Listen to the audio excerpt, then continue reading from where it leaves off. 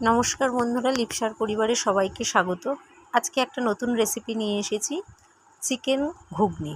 Chicken ঘুগনি করতে আমি এখানে মটরটা 6-7 ঘন্টা ভিজিয়ে রেখেছিলাম। আপনারা চাইলে ওভারনাইটও ভিজিয়ে রাখতে পারেন।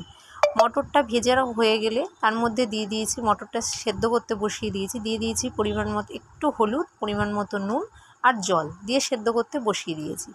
চিকেনের পিসটা, যেহেতু সলিড চিকেন ছিল, চিকেনের পিসটা একটু ছোট ছোট করে কেটে নিয়েছি, দিয়ে দিয়েছি তাতে নুন, হলুদ, লঙ্কার গুঁড়ো আর সামান্য একটু লেবুর রস দিয়ে চিকেনটা ম্যারিনেট করতে রেখে দিয়েছি। এদিকে কুচিয়ে নিয়েছি আলু, পেঁয়াজ, কাঁচা লঙ্কা আর টমেটো। ফোড়নের জন্য নিয়েছি শুকনো লঙ্কা, জিরে, গোটা গরম মশলা, তেজপাতা আর নিয়েছি একটু ভাজা মশলা। আমি এখানে একটা আদা, রসুন, পেঁয়াজ আর দুটো শুকনো লঙ্কা দিয়ে একটা মিহি পেস্ট তৈরি করে নেব।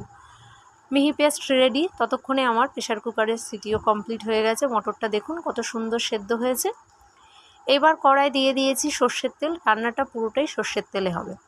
তেল যখন গরম হয়ে গেছে দিয়ে দিয়েছি কুচিয়ে রাখা আলু। আলুগুলো এখানে আমি খুব ছোট ছোট করেই দিয়েছি।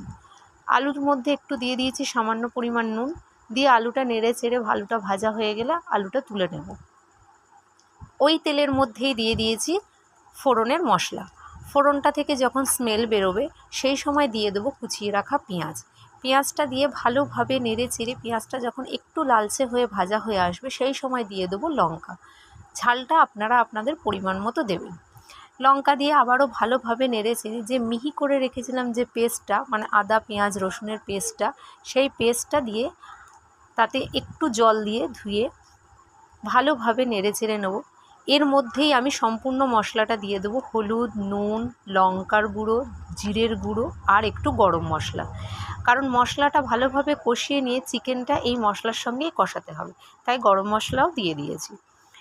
ভালোভাবে নেড়ে চেড়ে মশলা থেকে যখন তেল ছাড়বে সেই সময় দিয়ে দেবো কুচিয়ে রাখা টমেটো। টমেটো দিয়ে আবারও ভালোভাবে নেড়ে চেড়ে এবার দিয়ে দেবো ম্যারিনেট করা চিকেনগুলো দিয়ে খুব ভালোভাবে নাড়তে হবে। নাড়তে নাড়তে চিকেন প্রায় সেদ্ধ হয়ে আসবে, সেই সময় দিয়ে দেবো আমি যে মটরটা সেদ্ধ করে রেখেছিলাম, মটরের কিন্তু জলটা ঝাড়াইনি, ওই জল সমেতই মটরটা দিয়ে দেবো। মটরটা দিয়ে একটু ভালোভাবে মশলার সঙ্গে মিশিয়ে নিলেই তার হয়ে গেল। তার মধ্যে দিয়ে দিলাম ভেজে রাখা আলুগুলো তো আগে থেকেই প্রায় সেদ্ধ, মটরও সেদ্ধ, তাই খুব বেশি নাড়াচাড়ার দরকার নেই। এবার দিয়ে দিলাম পরিমাণ মতো চিনি আর সামান্য একটু গরম জল দিয়ে একটু যখন ফুটে উঠবে সেই সময় দিয়ে দেবো ভাজা মশলাটা দিয়ে নেড়ে চেড়ে রেডি আমার চিকেন ঘুগনি। যদি আপনাদের রেসিপিটি ভালো লেগে থাকে তাহলে অবশ্যই একটা লাইক, কমেন্ট, শেয়ার করবেন। আর যদি বাড়িতে